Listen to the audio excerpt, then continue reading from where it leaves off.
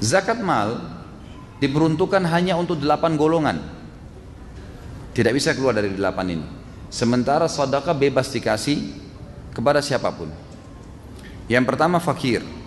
Fakir adalah orang yang tidak tahu mau makan apa hari itu, apalagi besok. Di Indonesia biasa digabung fakir miskin, sebenarnya berbeda. Yang kedua miskin. Miskin ini adalah kategorinya orang yang punya pendapatan tapi pas-pasan atau bahkan kurang. Masuk dalamnya adalah pegawai. Misal gaji dia 2 juta, kebutuhan rumahnya 2,5 juta.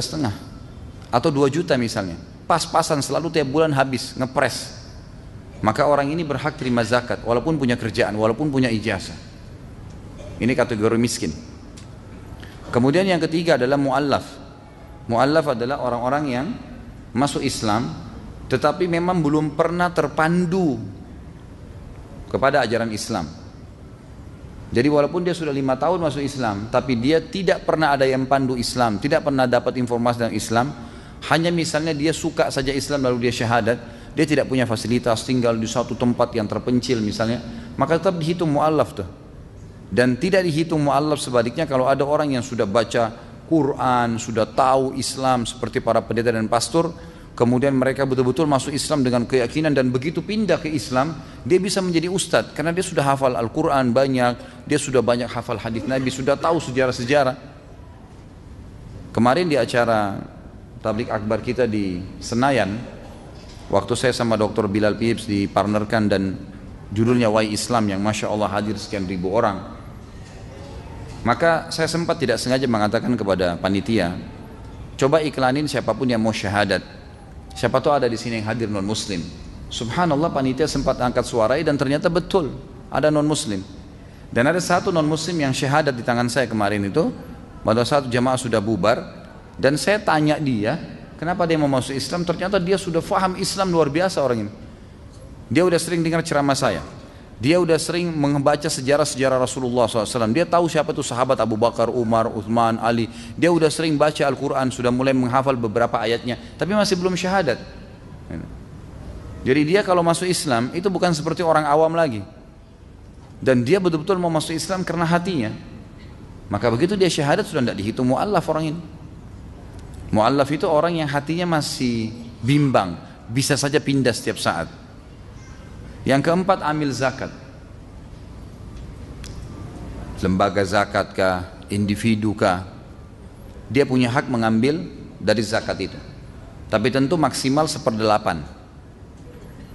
Jadi kalau misalnya antum buka lembaga seperti Badan Zakat, apalah namanya sekarang, banyak lembaga-lembaga LSM sosial yang mengumpulkan zakat-zakat masyarakat atau individu mengumpulkan zakat-zakat, maka dia boleh mengambil sebagai amil zakat maksimal 1/8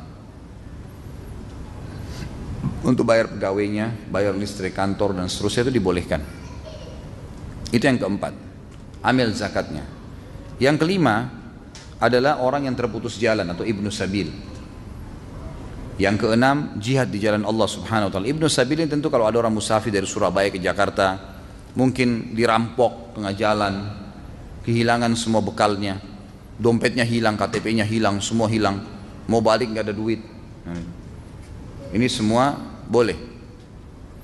Masuk dalam ibnu sabil adalah orang-orang yang kehilangan sama sekali apa yang dia miliki, kemudian dia pindah kota. Hijrah, ingin mulai mencari kerja, misalnya datang ke Jakarta mengadu nasib, dia ingin mencari rezeki, maka dia termasuk ibnu sabil. Yang keberapa itu? Hah? Ada yang 4, ada yang 6, yang mana nih? Tadi yang keberapa nih terakhir? Yang kelima. Baru nanti yang keenam nih. Ini sudah makan belum tadi? Puasa kali tadi, Masya Allah. Sekarang baru yang keenam, jihad di jalan Allah Subhanahu wa taala, untuk perang. Istilah dalam hadis fisabilillah. Di sini ulama berbeda pendapat, tapi yang paling kuat adalah jihad di jalan Allah. Ada sebagian kecil ulama tapi pendapatnya marjuh itu dinomor duakan. Yang mengatakan makna fisabilillah adalah semua kegiatan di jalan Allah, termasuk bangun masjid, termasuk bangun rumah anak yatim, cetak Al-Quran, cetak buku-buku agama, masuk di dalamnya. Tapi ini pendapat yang dinomor duakan oleh para ulama, karena makna yang paling kuat fisabilillah adalah jihad di jalan Allah.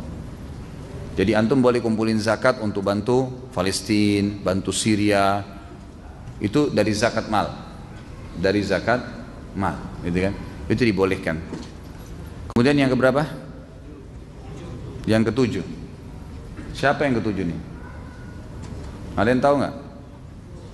Hah? Apa? Orang terlilit utang. Ahsant. Gharim. Orang terlilit utang boleh menerima zakat. Walaupun tadinya dia miliarder, tiba-tiba bangkrut. Ada saudara antum pernah usaha, ternyata terlilit utang, bangkrut, dijual, disita semua usahanya. Sekarang tidak punya apa-apa, boleh terima zakat. Yang kedelapan, siapa yang tahu? Hah? Jangan takut bicara, nggak apa-apa. Siapa yang tahu? Hah? Fakir, miskin, sudah dua. Siapa tadi yang ketiga? Mu'allaf. Terus amil zakat. Terus ibnu sabil. Terus jihad. Terus terlilit utang. Yang kedelapan? Hah? Pembebasan budak. Yang kedelapan, pembebasan budak. Musafir nggak dapat. Enak benar musafir dapat zakat. Kalau gitu setiap safar dia bisa nagih orang tuh, saya musafir kasih zakat. Pembebasan budak. Jadi ini 8 golongan yang bisa menerima zakat.